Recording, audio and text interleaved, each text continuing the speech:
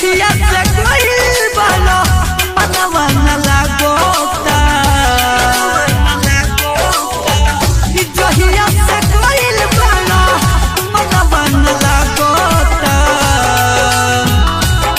राजा हरदम तोहार जतिये के याद बोलिया मोता राजा हरदम तोहार जतिये के याद बोलिया मोता। GS रिकॉर्डिंग स्टूडियो डबरिया। म्यूजिक सॉन्ग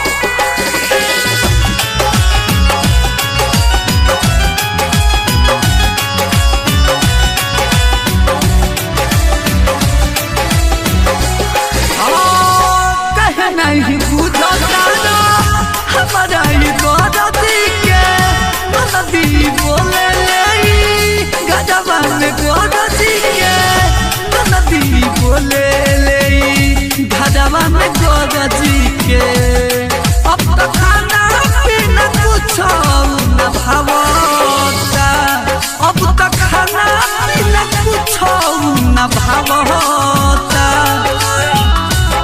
राजा हरदम तोहार जतिये के याद बोलिया मोता राजा हरदम तोहार जतिये के याद बोलिया मोता। GS रिकॉर्डिंग स्टूडियो डबरिया। Music song